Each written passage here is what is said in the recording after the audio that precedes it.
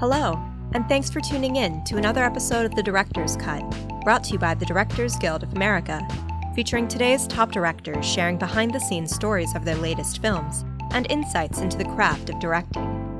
The Director's Cut is now available on Spotify, so please take a second to subscribe to our podcast on Spotify, iTunes, or wherever you get your podcasts.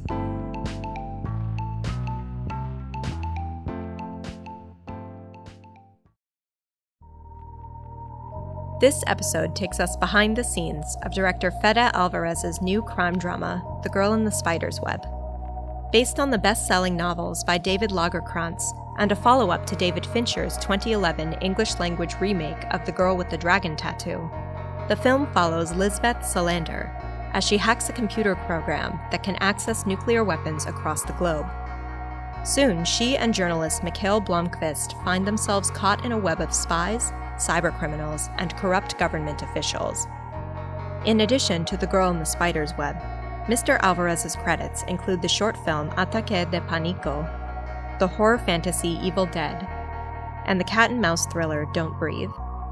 Following a recent screening of the film at the DGA Theater in Los Angeles, Mr. Alvarez spoke with director Sam Raimi about filming The Girl in the Spider's Web. During their conversation, Mr. Alvarez discusses moving up to a larger budget after his previous films, how operating the camera during certain action scenes helped him to direct, and barbecuing for the crew as a persuasion tactic.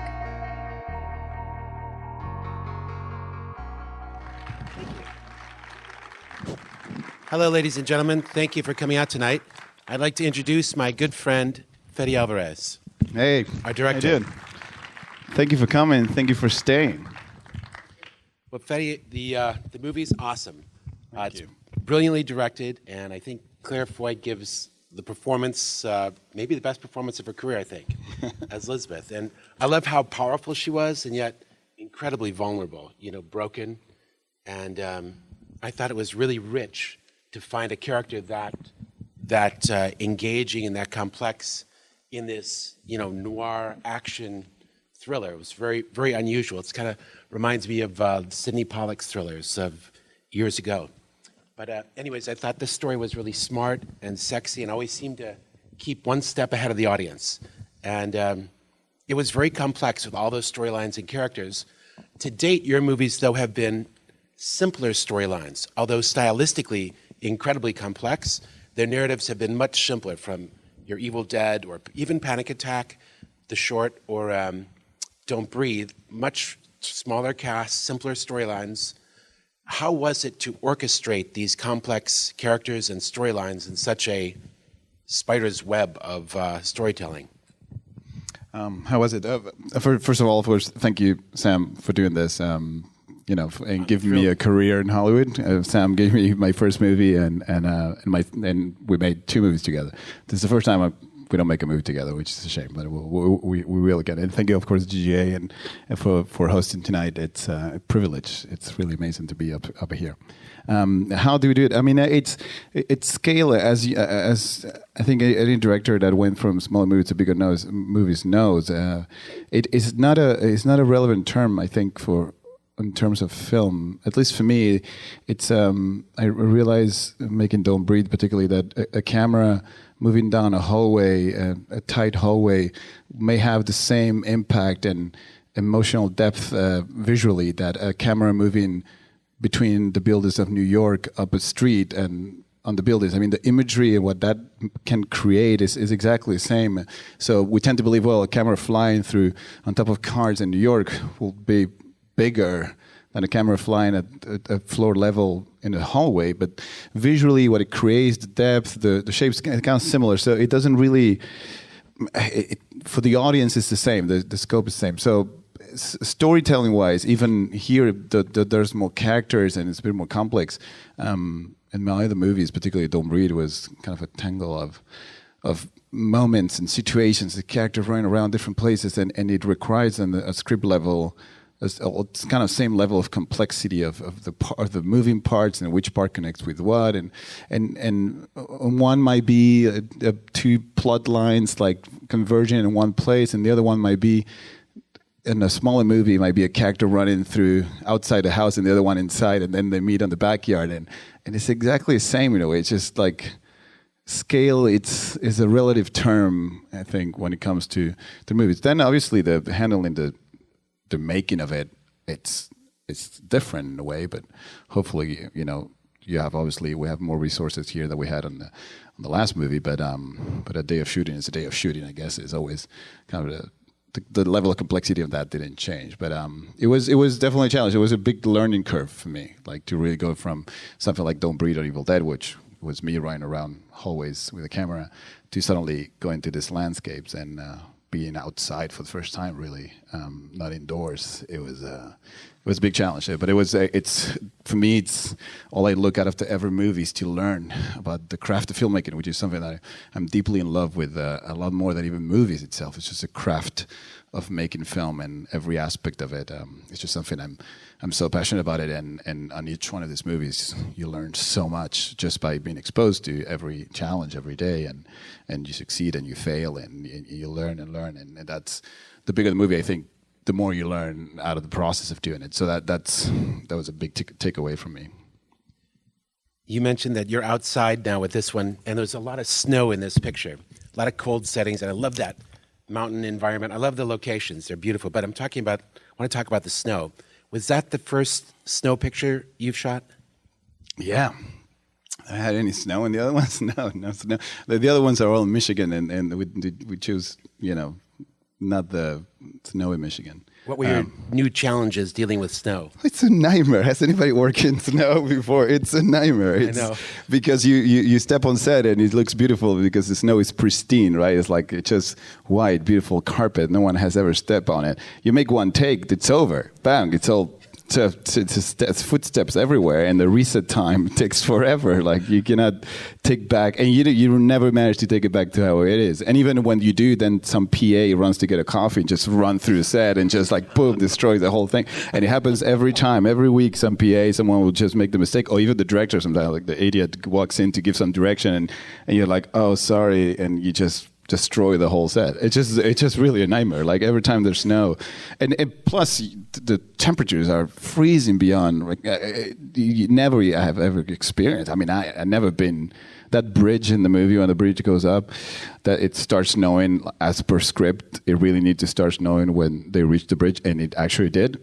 Which means you have to reshoot everything because we did half of the scene with no snow, and then suddenly it starts snowing, and I'm like, oh great, now we have to reshoot the whole thing. And it's not that. As you know, in Hollywood, it's not like, don't worry, buddy, you get an extra day. It's just like, well, yeah, it gets 20 minutes. You have to reshoot the whole thing. So you have to go back and do it all again.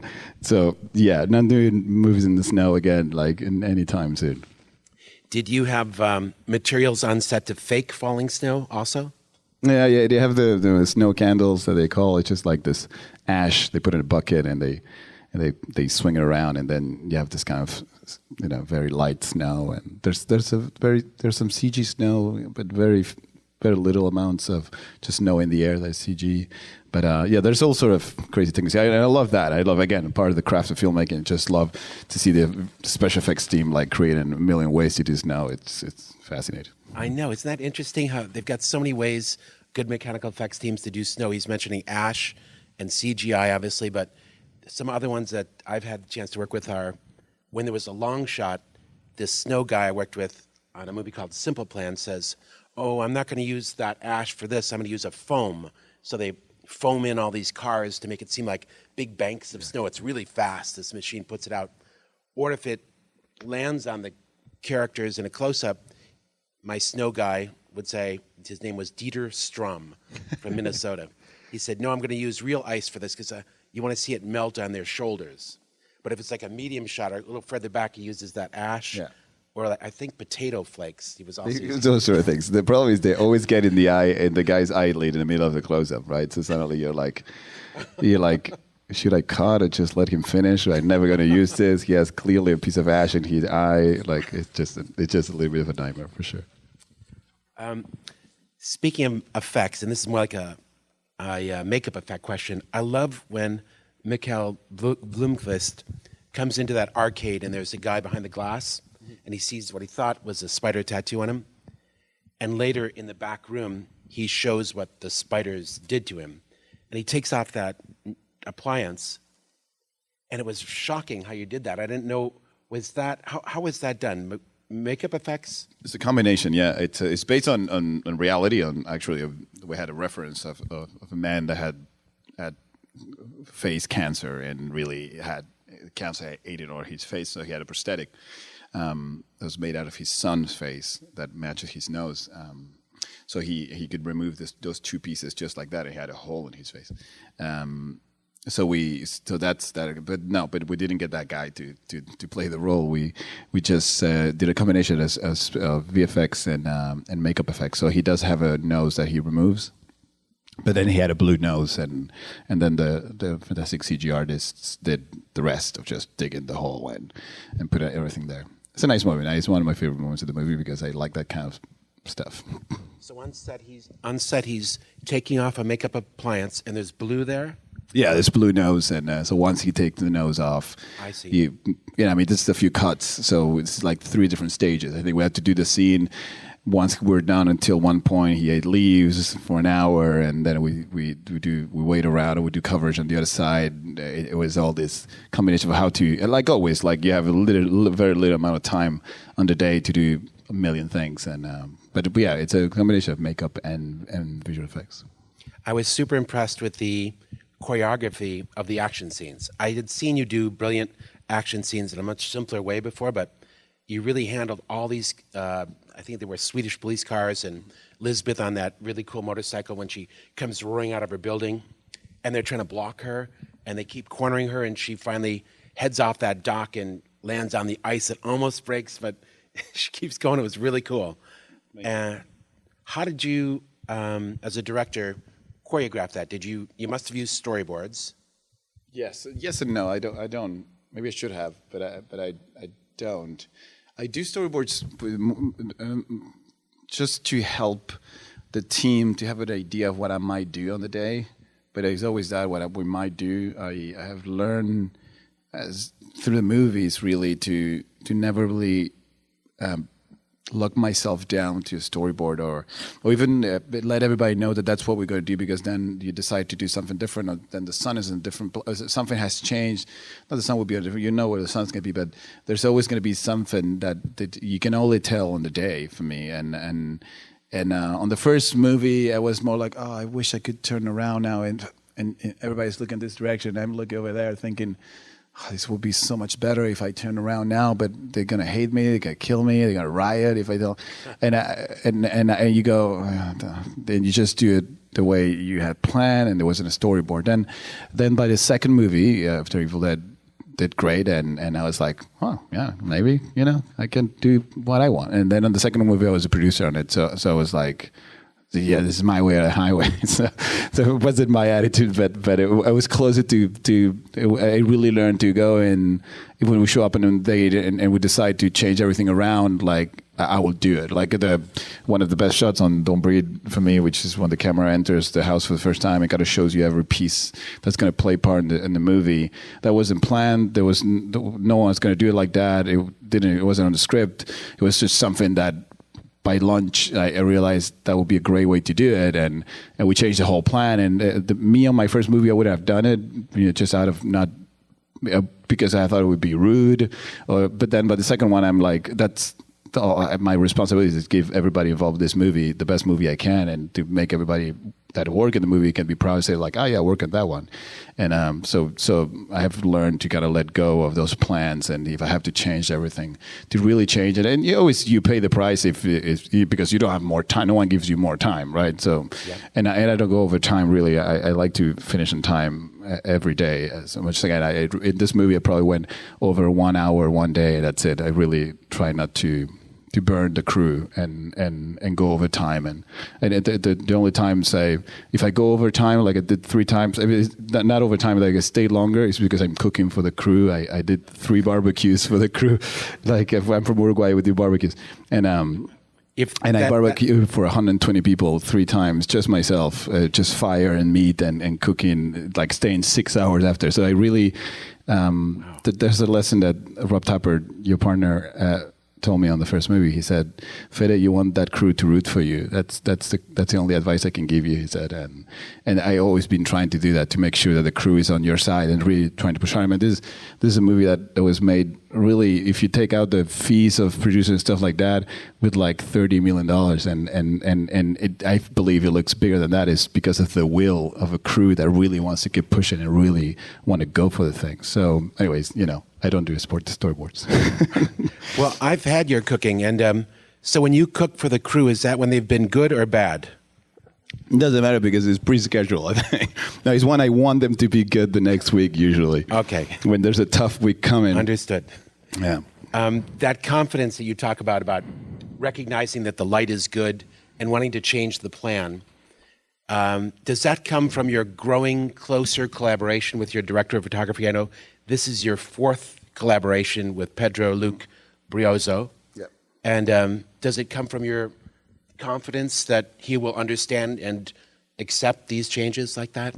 That we're growing. Yeah. We work very close together. We know each other since we're 20, and this is the second movie we made together. We made plenty of things before, and so yeah, it doesn't even cross my mind if he's gonna get offended or he's gonna get mad, because he doesn't. He just doesn't. He will tell me if he's gonna look like shit, right? If I go like, what if we just change? He's gonna tell me, and I won't do it. That's I'll great. go like, oh, you're right. Then, I would listen to him for sure and all the things. It's but your he's second enthusiastic SVP. about that himself as well, right? When suddenly there's the thrill of like, we changes everything. Oh, what are we doing? And everybody started like, what? And they start hearing the buzzing of the crew saying like, the fuck are they doing? And you just change everything. There's a thrill to that that you have to really embrace. And so people go like, no, they don't know what they do.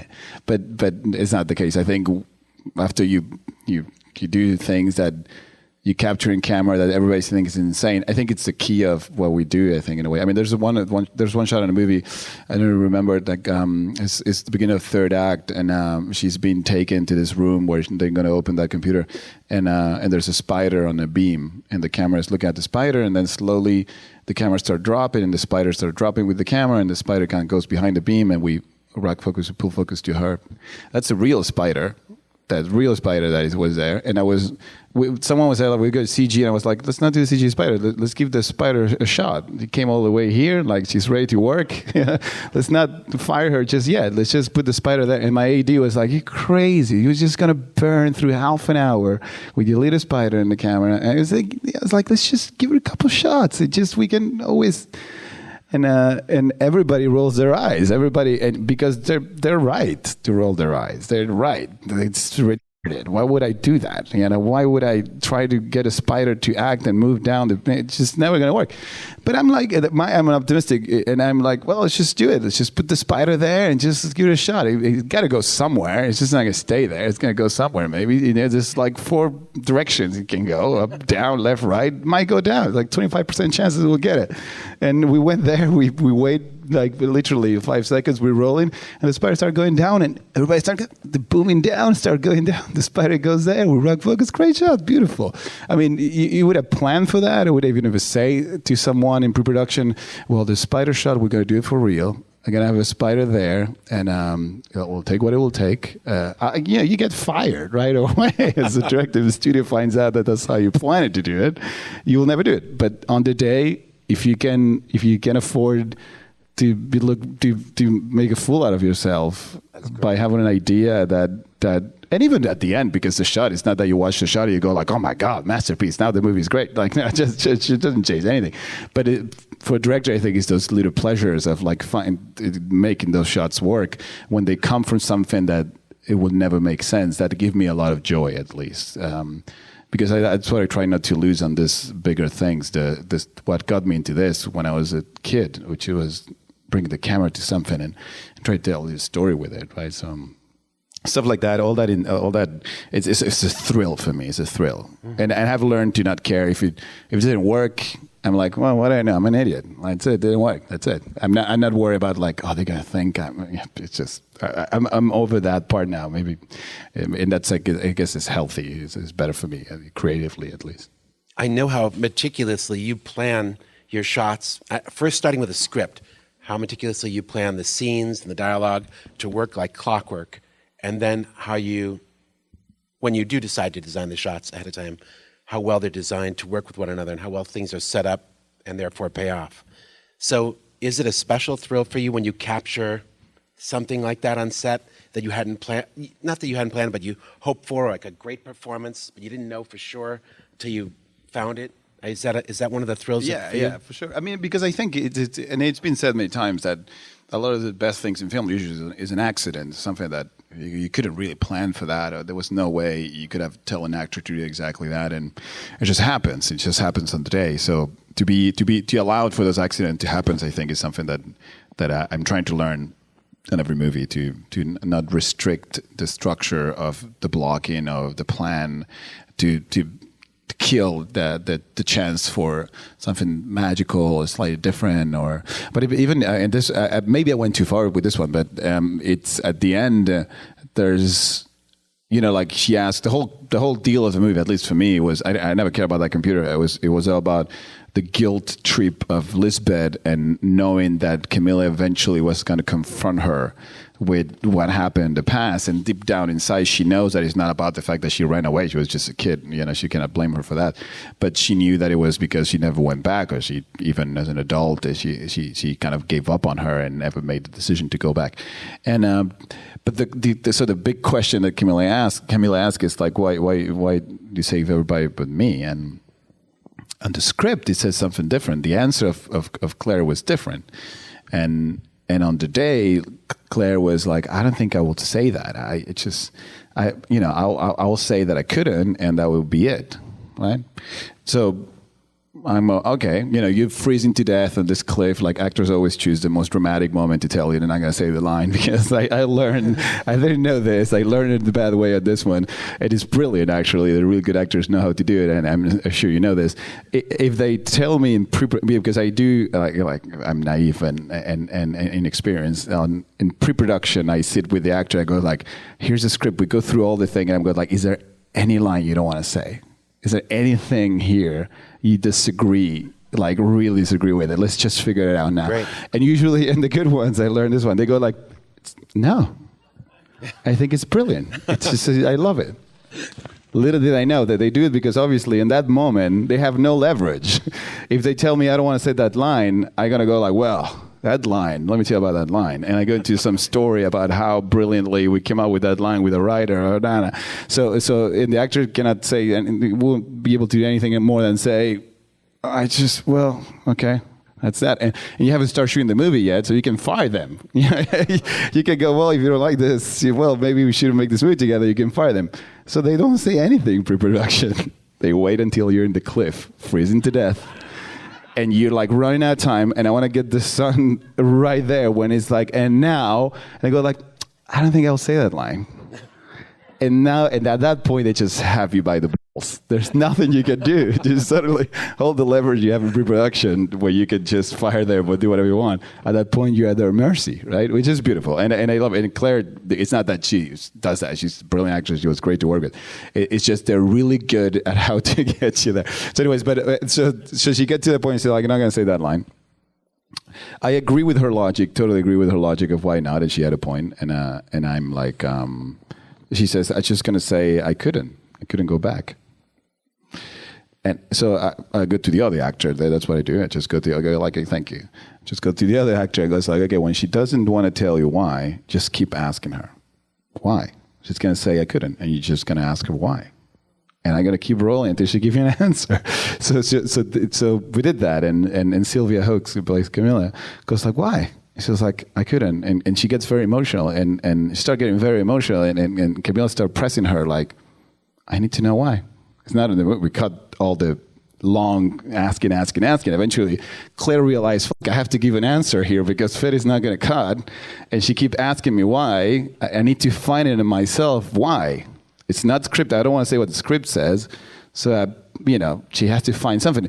And she finds something in her guts, which I think is way better than the script, which is what she says. She says, you chose him, which it was a more visceral answer, which was, as kids, you chose him. I was alone. You two were together. Whatever was this sick, twisted relationship you were together. You had yourself. I had no one. I was lonely. And she find that because she's a great actor that was really in the moment, right? And so it was an improvised line that came out of just an experiment on the cliff that I felt was way better than the script. And it was like, oh, that's a movie. That's going to be the story now, when originally it was slightly different, the reason. So even an accident like that, which I like, when I watch the scene, I'm like, well, I like that answer. It's a more complex. It makes you think, like, what does she mean by that? And instead of the other one, which was too literal, which was something, like I was scared or something like that. So little stuff like that, that's why I'm talking, because it gave me a thrill. It really allowed the movie to do that. Yeah. Your composer is the extremely talented Roque Benos, and I loved his themes in this picture. This is your third collaboration with him, right? Yeah, we have all the movies together. Yeah, Evil Dead, Don't Breathe, and this one. Yeah. Now I noticed that in the end of Evil Dead, there is a piano piece at the very end. And there is also a solo piano piece at the end of Don't Breathe. And at the end of this film, the end credits, there's a solo piano piece. It sounded poorly played. Can you tell us anything about that? Because I play it myself. Oh, you played it. I'm sorry. No, I did know that. You mentioned that to me. That's cool. You. So you have it is poorly played compared with the actual players that we could afford. But we were in Los Angeles. We realized with Roque we didn't have we didn't finish this time with a piano piece of the main theme, and so we're like, oh, what can we do? We cannot go back to Vienna and re-record, and if you cannot hire some musician here in the guild, it's all the thing. So it's like, I just play myself, and that's probably a loophole, and so I play myself instead of the movie. I love that piece. So you have a pretty good understanding of music. I know that you play a guitar. I think you play a lot of things. Yeah, I harmonica? love instruments. Yeah, I play. No, you play harmonica. I do. Yeah. But you play piano beautifully. And thank you. What's it like with your relationship working with your composer? What's a spotting session like with Roque Benos?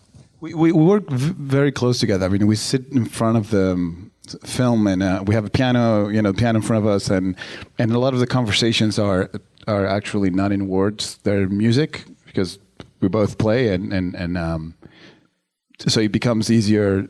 Instead of saying, like, I just want something that is more emotional or in this key, I just say, I just want more something that's more like, wow. And he goes like, yeah, I get it. Yeah. And he does the better version of Kling, right? He just does a very professional version of that. But it's better when you can talk the same language of music. I think it just, it's easier, at least for me as a director, than explain it. And we speak to each other in Spanish. So if it was in English, it would be even more limited.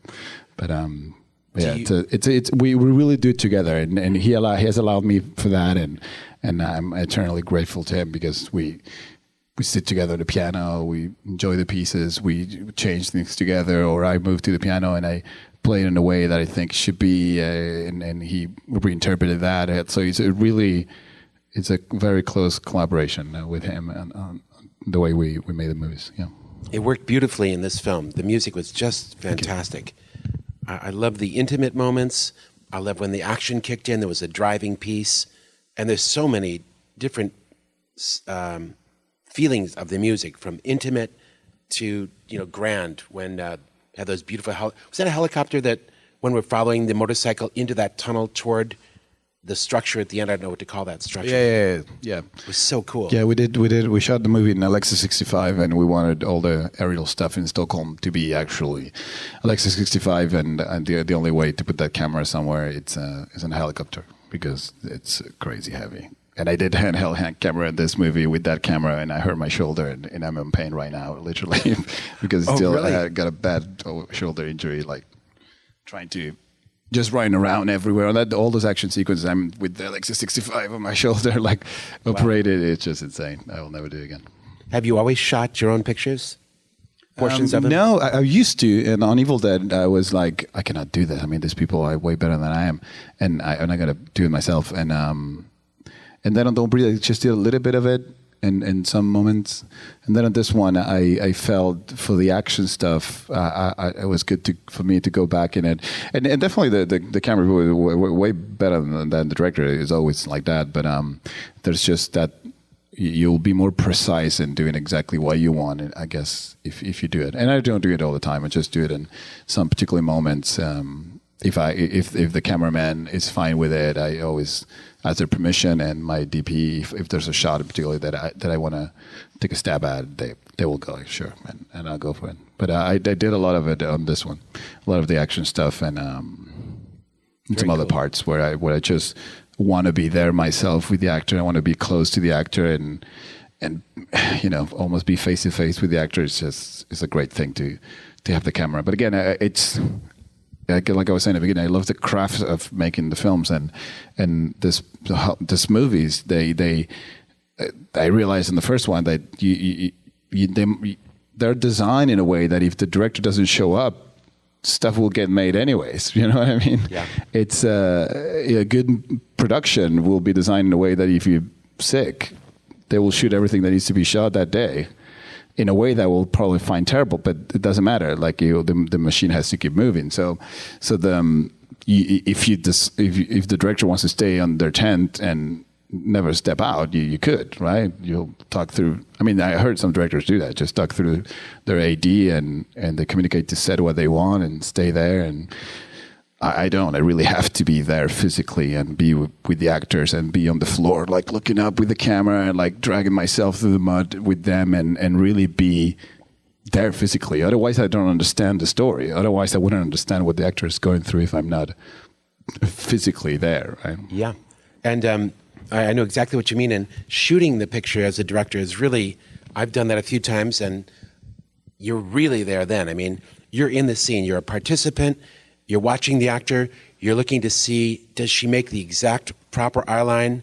Is she about to sit? Because we're going to sit too at that moment. And you both go down together at that moment, and you're really connected physically with them in a way that directors outside the camera aren't. So I know what you mean. It creates empathy also with the actor. I think, the actor feels that you're not asking them to go through something that you're in your hot tent over there, just telling me there's, do it again. Throw in the snow, fall in the snow, face down again. Go, action. Yeah. No, cut. Do again. It was terrible. Go again. Like it's just, I don't think you get goodwill out of an actor. But when you're there, I mean, it's always. I remember on Evil Dead, like I did one shot at some point, and they were all drenched in blood, in that sticky blood is the most disgusting thing that can get on you. And they did some gag, and I get some blood on my hand. I'm like, can you take the camera? I'm like, fuck this shit, man. Like you should. Oh man, like someone. And the actor is like, look at me, like, what the fuck, man? I'm drenched in blood. What am I supposed to get to?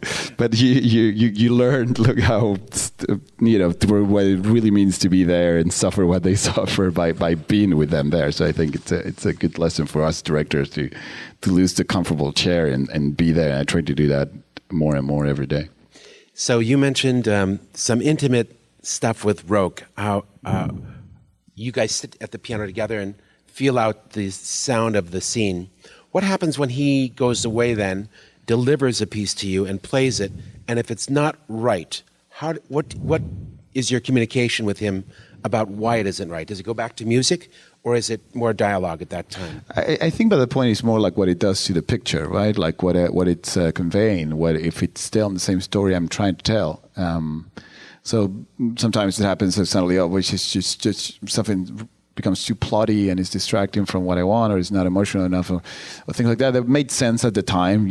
All these things are based on they made sense at the time, and when the first run or the first spot in, it made sense. But what I did this time, and I'd never done before, and really served me in some levels, was that we had 3 sessions, and we kind of kept one in the back pocket. So we did most of the music on the first 2 sessions, and then we had one a few weeks later. So I could go through all that into things that we didn't like or we thought we could do better.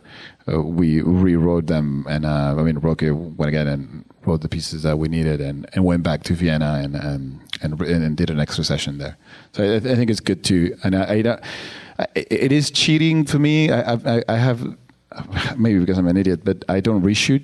I really don't believe in it, which is stupid because reshoot is the best thing for any movie, to just reshoot, watch it, change it. But I think it's just like cheating, like the director should know what he's going to do and the time that he has, and should make it work. And I, there's many things in this movie I wish I would reshoot, but I'll do that in the fourth movie, I guess. But and the other movies always been, as you know, I never reshoot on Evil Dead or Don't Breathe. I just really believe that my job is to finish on the time that I've been given, and that's the challenge. As soon as I believe, well, I'll have more days later, I'll have another shot at doing this. I think it will kind of corrupt my process. So I really don't. With the music was the first time I did. Like, you know what? Maybe we do a pass and then we go again and change what didn't work. But I really, it's part of, I don't know. It's something that is wrong with me. I'll have to fix it in the next one and learn that if you can, most great movies there, 25% it's been reshot eventually. Fede, you're from Uruguay. That's where you were born and raised, and you made your first many shorts there, and you started your writing and directing career there. Can you give us a snapshot of what the film industry is like in Uruguay, where I'm assuming there's a robust commercial in business there, but what's the state of independent feature films? Is it alive? Yeah. They're like most part of the world. They're like funded by the government, and there's one or two or three pictures a year that they make over there. Always, very independent and small, and it always have to be about the culture, the country. Like usually, it's the definition of most what people that finance those movies, they will ask the filmmakers to do. So I never really. I mean, it's incredible that I managed to make my first films here.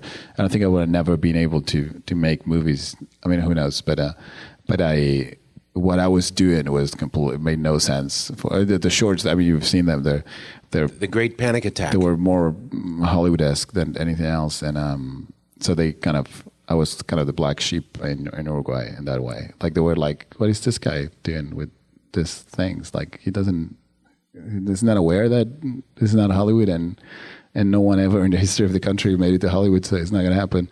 And I was lucky enough that you love that short, and you give me a chance to make a movie here. Otherwise, I wouldn't be here sitting. Are you aware of other Uruguayan directors that have left Uruguay to come to Hollywood to make a success of themselves? I mean, you must know of.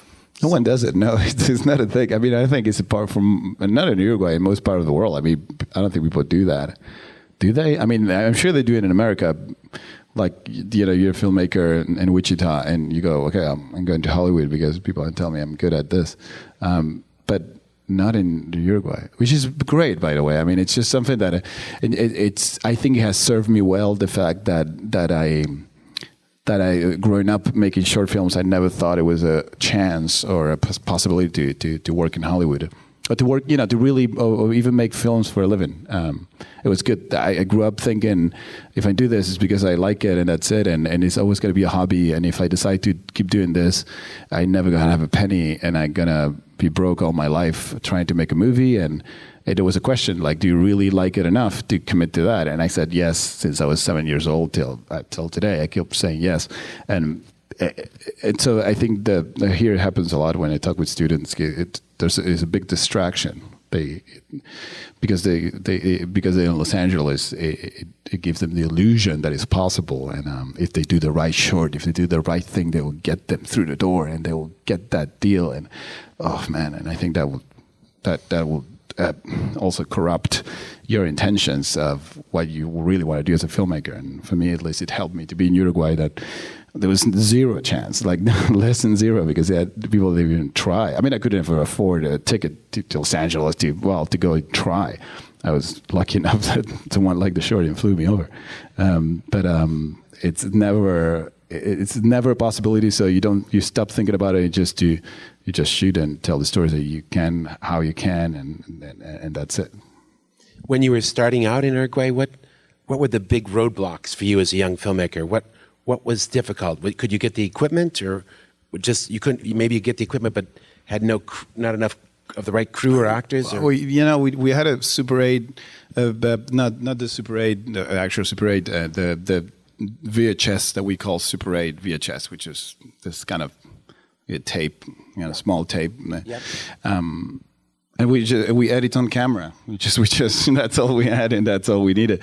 We just told stories. I learned to listen to the engine of the little thing when I caught the thing did a little dee-doo-wee-doo-doo-wee-doo. That was the sound. I still remember the melody that it did. How the tape on my ear will rewind, because depending, how late on the tape are you when you pause. It will rewind more because the reel is bigger, so it turns and it will suck more tape back into the side, right? But if you're at the beginning, it's smaller. So if you really want to learn how to cut to edit in camera, and you want the cut to be in the right place, you have to learn how to listen to that and know, based on the sound, how many frames it has. If it has to rewind itself, and I will get into all that and really learn to make the whole film. It was short, so it was like 10-minute shorts, but still, like to really make every cut work like that, and because otherwise I didn't have any way to cut. It was a big leap when I managed to put music on something, because I had to go to a friend's house, take the VHS from their house before the parents come back, and run home and put the tape on one with an RCA cable and play music from a tape recorder. It managed to put the music on top of the other thing.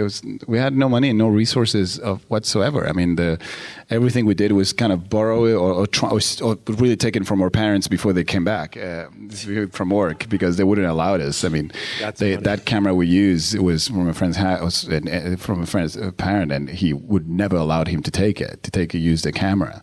I bumped into him recently, and I'm big in Uruguay now. When I go with a movie, like everybody goes, Fede and his movies.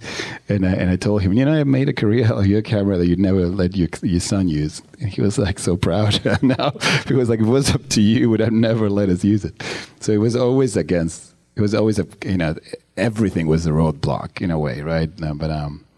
But for us, it's always been the motto, which someone said once, and I repeated it, is like, it's not about who's going to let you, it's about who's going to stop you, like, from doing it. And I've been always trying to, just doing, did that short, you want me here, keep doing, and so far so good. We made 3 movies, can't believe it, in 5 years.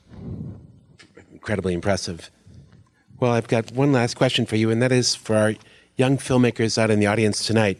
Do you have any advice for them? Advice? No, I don't know. I mean, I think all the things that I've been saying, I think the main thing here for people that are in Los Angeles is to kind of forget about Hollywood. You just don't think about it and think about getting hired or doing as a work, because it will corrupt everything. It would just misguide you. Because a lot of people that, when I talk with filmmakers here, the main question is like, what should I do to get through the door? I'm like, that question, it's so wrong on its own, right? Like, what should you do? I mean, you should tell me what you do, and like, it shouldn't come from anybody else but yourself, that pure instinct of wanting to tell a story with a camera, and you cannot stop until you do it, right? And you want to, at least for me, it was always about, I want to do something and impress some people, just show them, look what we've done, and entertain them, and that's the only thing that counts. And I think here there's too many distractions. The whole idea of it's so close they can touch it, right? It's so close they can touch it. It's there. The directors live in the same city. It's right there. I don't know. I will go mad if I'm a young filmmaker. But I think if you're faithful to what you really want to do and just tell the stories that you want to do, and also develop the craft. The problem with this that I've discovered too is the idea of the director, something magic about the ones, the talented ones, Stanley Kubrick, those guys, they were born with the gift, and I don't believe in that. I just believe it's a craft like anything else, and you learn by doing it. And a lot of people, writers, it happens a lot of that with young writers as well. As long as they haven't done it, they have the benefit of the doubt that maybe they are geniuses, right? That maybe they have the gift. But it's not until you write it that you will know if you have it or not. And I see a lot of fear also in young filmmakers to really dare to go and do that other short, or like to really go in there and write, because that might spoil it for them, that they don't have the gift, because someone might see it and go like, yeah, I just think it wasn't too good. Or might high voice them and go like, yeah, it's pretty good. Yeah. Which is the worst. So they're scared of that. So they do very little. I mean, people send me shorts sometimes and they put it in Vimeo and they put a password. I'm like, are you crazy? Put a password in it? Just, are you trying to hide it from people? Like, you don't want people to access it.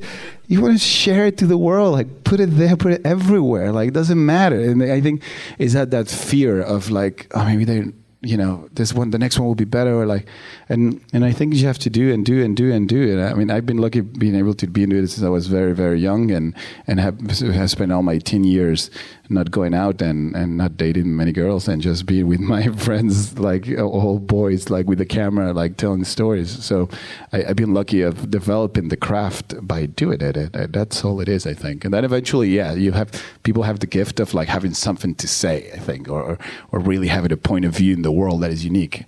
But the craft itself, you just learn by doing it. I think it's just, you have to do more. There's no excuse to say, you have a phone in your pocket, you have a camera to tell them to make a movie, really.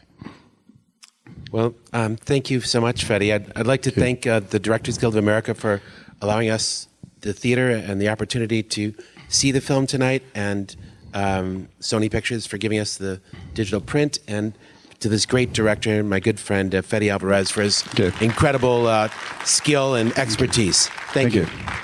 Thank you so much, folks. Thanks for listening to another DGA Q&A. If you'd like to hear more, you can find past episodes of The Director's Cut wherever you listen to podcasts. We'll have a lot more for you in the coming weeks, including Q&As from directors Suzy Unessi, Karen Kusama, and Rob Marshall. So be sure to subscribe so you don't miss an episode. If you're enjoying the podcast, please take a moment to rate and review us on iTunes. We'd love to hear your feedback, and you can help fellow cinephiles find the show. Thanks again for listening, and we'll see you next time. This podcast is produced by the Directors Guild of America. Music is by Dan Wally.